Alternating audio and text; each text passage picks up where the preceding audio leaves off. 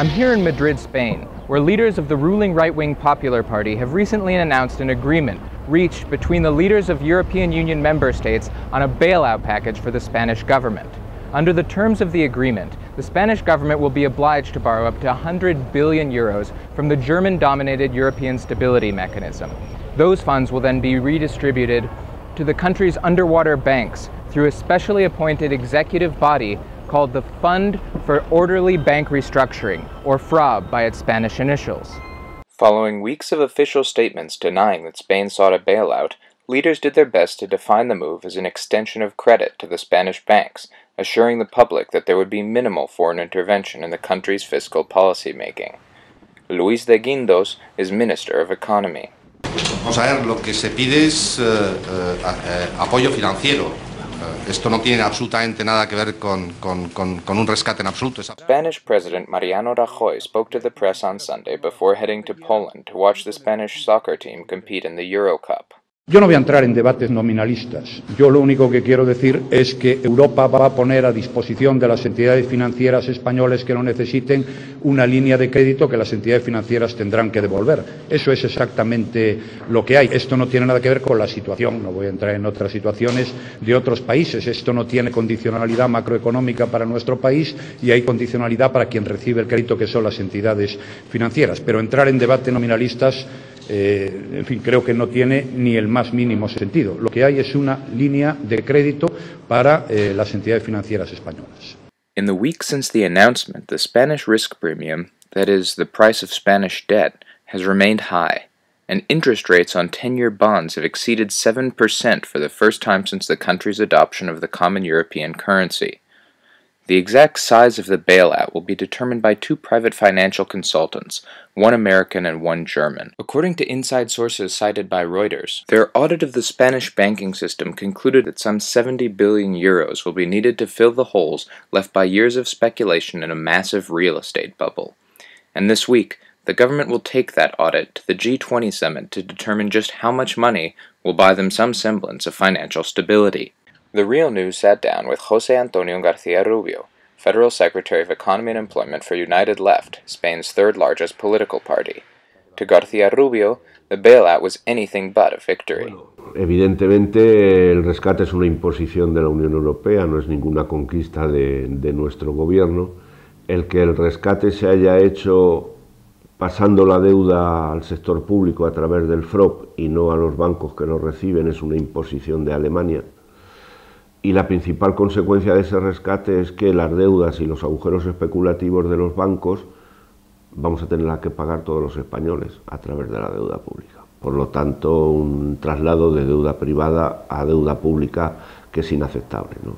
Por otra parte, pese a lo que dice el gobierno, se trata de que la deuda pública podrá aumentar hasta 10 puntos del Producto Interior Bruto, aunque sea un interés más barato que el que está dando el mercado, pero significa que tu capacidad de financiación disminuye, me refiero a la capacidad de financiación del Estado, porque ya tienes otros 10 puntos de PIB más de deuda pública. Y luego, como habrá que pagar intereses, los intereses que son gasto inciden en el gasto público y por lo tanto en el objetivo de déficit. Si se requieren 70.000 millones de euros, por ejemplo, al 3%, y eso significa 2.100 millones de intereses anuales, pues son 2.100 millones que habrá que recortar de nuevo de la educación o de la sanidad o del salario de los empleados públicos, etc.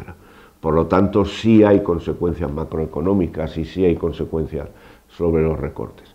Y además, en el documento del Eurogrupo, que el gobierno ha ocultado, se establece un sistema de vigilancia mucho más estricto y se establece lo que hasta ahora eran recomendaciones, pasan a ser obligaciones. Es decir, que vamos a tener una vigilancia estrecha de la Comisión Europea. Yo creo que eso lo único que trae al país es más paro, más sufrimiento, mayores dificultades para salir de la crisis económica y mayores dificultades para pagar las deudas. Porque en el fondo, si un país se empobrece, va a estar en peores condiciones para pagar sus deudas que si se desarrolla, ¿no? Entonces, estas son las consecuencias más importantes. Pero luego, sobre todo eso, aparece la gran duda. La banca española debe a bancos extranjeros 1 billón europeo, no americano, de euros. Entonces, ¿cómo va a pagarlos? ¿Cuándo? ¿20 años, 30 años, 40 años? porque el dinero que se le presta no es para eso, es fundamentalmente para tapar los agujeros.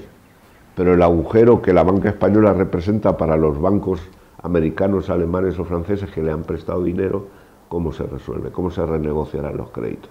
Bueno, vamos a ver, nosotros al final creemos que esta no es la solución adecuada, ni mucho menos. Y en todo caso, lucharemos porque los bancos que se rescaten se queden en el sector público. Porque si no se quedan en el sector público, volveremos a tener el mismo problema. No habrá crédito para las pequeñas empresas ni para las familias.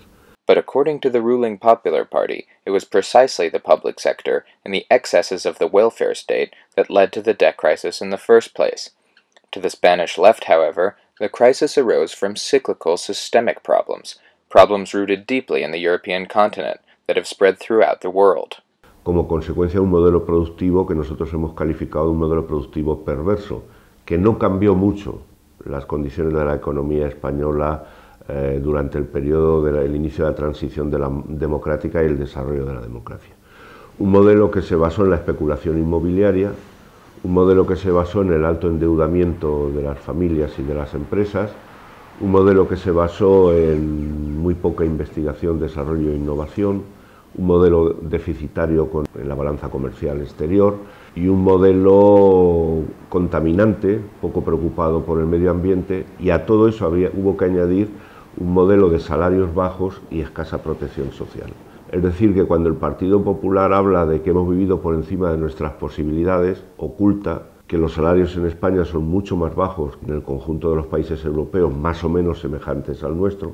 Por ejemplo, el salario mínimo en España es algo menos de la mitad del salario mínimo en Francia, y el gasto social en España es 7 puntos inferior sobre PIB al gasto social medio en la Unión Europea. And for the foreseeable future, austerity measures will continue to shrink and privatize the welfare state. Meanwhile, Spaniards await to see just how much additional debt they'll need to assume in order to stabilize the financial sector, as the future in their own country remains highly uncertain. For The Real News, I'm Noah Gimbel in Madrid, Spain.